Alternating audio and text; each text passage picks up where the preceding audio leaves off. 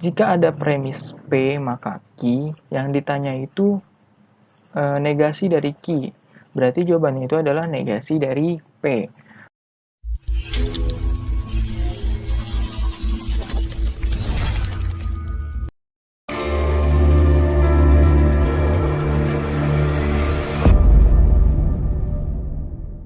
Assalamualaikum warahmatullahi wabarakatuh.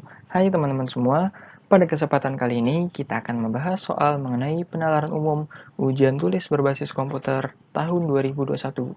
Bagi teman-teman semua yang ingin mempelajari soal mengenai penalaran umum, teman-teman tepat sekali ada di video ini karena kita akan membahas soal-soal mengenai penalaran umum. Langsung aja ya, kita masuk ke pembahasan soalnya. Nomor 1. Berdasarkan paragraf 1, manakah di bawah ini pernyataan yang benar? Karena soal ini hanya diminta paragraf 1, kita fokus ke paragraf 1 saja. Oke, kita baca dulu teksnya untuk paragraf 1. Gunung berapi merupakan salah satu objek alam yang mengagumkan, namun menyimpan kekuatan berapi-api. Di dalamnya, gunung berapi menyimpan berbagai material seperti batuan cair, puing-puing, dan gas yang dapat dipancarkan kapanpun.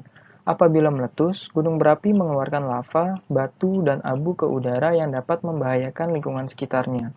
Gunung yang akan meletus biasanya mengalami kenaikan suhu di sekitarnya. Selain itu, terdapat ciri-ciri lain seperti keringnya mata air, suara gemuruh, dan migrasi hewan di sekitar gunung. Beberapa gunung berapi yang tercatat berbahaya adalah Gunung Agung, Gunung Papandayan, Gunung Kelut, Gunung Sinabung, Gunung Krakatau, dan Gunung Merapi. Oke, untuk nomor 1, manakah di bawah ini pernyataan yang benar? Nah, kalau misalkan pernyataan yang benar, berarti dari semua opsi dari A sampai E, mana yang benar-benar mewakili dari paragraf tersebut. Dan ternyata untuk jawabannya itu adalah yang E, Gunung Agung menyimpan material yang dapat dipancarkan kapanpun. Itu ada di kalimat yang kedua. Di dalamnya, gunung berapi menyimpan berbagai material seperti batuan cair, puing-puing, dan gas yang dapat dipancarkan kapanpun. Itu ya. Selanjutnya, nomor 2. Berdasarkan paragraf 1, masih paragraf 1 sama seperti nomor sebelumnya, jika gunung berapi tidak mengeluarkan lava, batu, dan abu ke udara, manakah di bawah ini simpulan yang benar? Nah, kalau misalkan soal ini, kita masuk nih kayak pembahasan seperti ini. Jika ada premis P, maka Q yang ditanya itu negasi dari Q. Berarti jawabannya itu adalah negasi dari P. Oke, kita lihat. Jika gunung berapi tidak mengeluarkan lava, batu, dan abu ke udara, berarti ini negasi Q. Kita lihat di paragraf 1 ya. Ada di dalamnya gunung berapi menyimpan berbagai material seperti batuan cair, puing-puing, dan gas yang dipancarkan kapanpun. Nah, apabila meletus, gunung berapi mengeluarkan lava, batu, dan abu ke udara yang dapat membahayakan lingkungan sekitar. Nah, itu udah jelas ya, kalau misalnya membahayakan lingkungan sekitar berarti gunung itu meletus. Tapi di sini premisnya itu jika gunung berapi tidak meletus. Berarti kesimpulannya adalah yang B, berarti gunung berapi tidak meletus. Oke, kita masuk ke nomor yang ketiga. Berdasarkan paragraf 1, masih sama seperti soal sebelumnya, apabila di suatu gunung berapi terjadi kekeringan mata air, suara gemuruh dan migrasi hewan di sekitar gunung, manakah di bawah ini simpulan yang paling mungkin benar? Nah, ini masih sama seperti soal sebelumnya, itu ada premis gitu ya.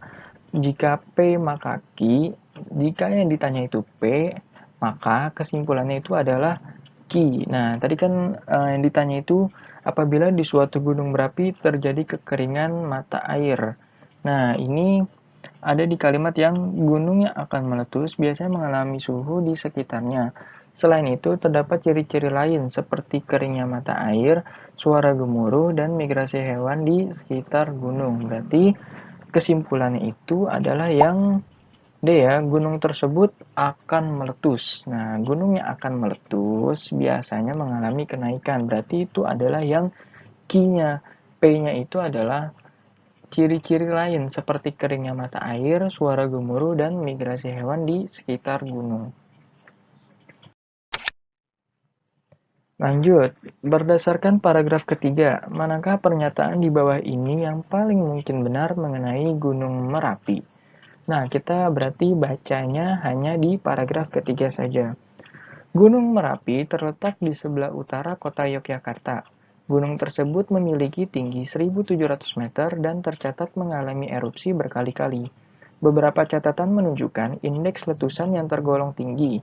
Berdasarkan 15 data yang tercatat sejak 1780, setiap kali Gunung Merapi mengalami erupsi akan diikuti masa istirahat sekitar 3-5 tahun. Data letusan Gunung Merapi disajikan pada gambar 1. Oke, yang ditanya itu paragraf 3, manakah pernyataan bawah ini yang paling mungkin benar mengenai Gunung Merapi? Nah, langsung saja kita lihat jawabannya itu adalah yang A. Akan erupsi secara rutin dan diselingi dengan masa istirahat. Itu ada di kalimat yang dua terakhir. Di baris terakhir itu ada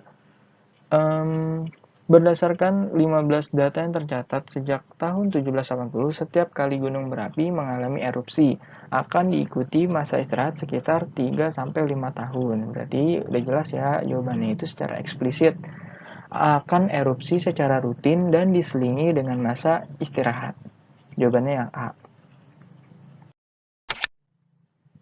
Oke, sekarang kita masuk ke soal tentang analisis grafik gitu ya. Soalnya itu berdasarkan gambar 1. Ini gambar 1. Pada tahun berapakah Gunung Merapi menunjukkan VEI kedua tertinggi? Oke, kita gampang ya untuk soal yang ini. Untuk VEI yang tertinggi pertama itu udah jelas ya di tahun 2010 di angka 4. Berarti di bawahnya itu ada di tahun ya 1930 dan 1961. Itu adalah VEI ketinggi kedua. Sama-sama ya di angka ketiga. Masih sama soal mengenai grafik, berdasarkan gambar 1, apa yang paling mungkin terjadi jika setelah tahun 2010 Gunung Merapi meletus? Nah, tahun 2010, ini kan tadi sebagai VEI yang tertinggi ya, di angka 4. Nah, apa sih yang bakal terjadi setelah tahun 2010 gitu ya? Nah, kalau kita lihat setelah ada kenaikan pada tahun 1930 dan 1916, pasti akan mengalami penurunan. Penurunannya itu tidak terlalu banyak gitu ya. Berarti yang udah pasti PI-nya itu akan turun. Itu ya. Berarti jawabannya itu yang A, B, E itu udah pasti salah. Kita kerucutkan ke dua opsi, yaitu yang C dan D, yang E, yang D. VI-nya akan lebih rendah dari 2 atau VI-nya akan lebih rendah dari 4. Tapi kalau misalnya kita lihat secara grafik, kalau VI-nya akan lebih rendah dari 2, itu sepertinya tidak mungkin karena kejauhan. Kalau kita lihat grafik-grafik sebelumnya, berarti jawaban yang paling tepat itu adalah yang D, VI-nya akan lebih rendah dari 4 dan dia nggak akan jauh-jauh gitu ya. Misalkan di 1930 itu hanya turun 1. Terus juga di tahun 1956 itu juga turun 1. Nah, kalau misalnya di 1961 dia juga turun 1. Berarti kemungkinan 2010 itu turun 1. Berarti paling ada di bawah angka 4. Nggak mungkin di bawah angka 2. Karena itu bakal jauh banget gitu ya. Oke teman-teman semua, terima kasih yang telah memperhatikan video pembahasan soal mengenai penalaran umum pada kali ini.